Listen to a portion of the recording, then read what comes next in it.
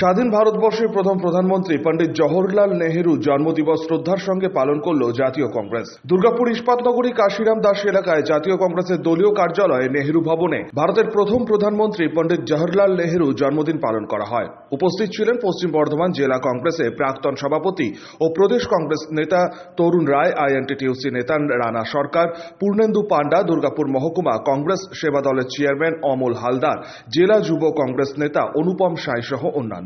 পণ্ডিত জওহরলাল নেহেরু প্রতিকৃতিতে মাল্যদান করে অনুষ্ঠানের সূচনা করেন প্রদেশ কংগ্রেস নেতা তরুণ রায়। তিনি বলেন, আধুনিক ভারতের জনক জওহরলাল নেহেরু, তার অবদান চারিদিকে ছড়িয়ে রয়েছে। সঞ্চালক পঙ্কজ রানা থেকে শুরু করে আমাদের সমস্ত পার্টি যারা আছে, আজকে 14ই নভেম্বর পণ্ডিত নেহেরু ভারতবর্ষের প্রথম প্রধানমন্ত্রী, মেকিং ইন্ডিয়া।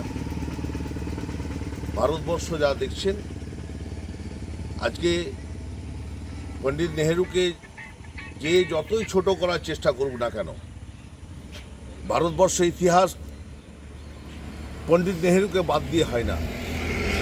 আর আজকে মূলত পণ্ডিত নেহেরু শিশুদের ভালোবাসতেন, তাই আজ শিশু দিবস হিসেবে ভারতবর্ষে পালিত হচ্ছে।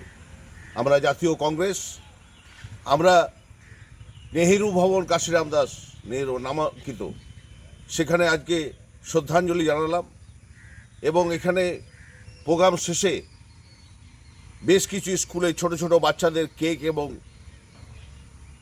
চকলেট বিতরণ অনুষ্ঠান আমাদের হবে। সেই স্কুলে গিয়ে এই কর্মসূচি আমরা রেখেছি।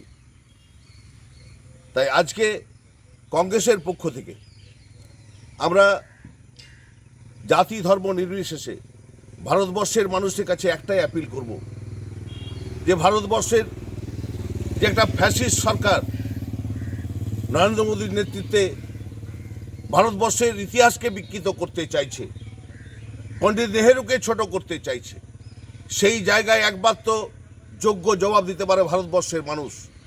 তাই ভারতবর্ষের পণ্ডিত নেহেরুর চিন্তাধারা নীতিকে বাঁচিয়ে রাখতে হবে, এটাই আজকে সংকল্প নেওয়ার দিন। জয় হিন্দ, বন্দে মাতরম।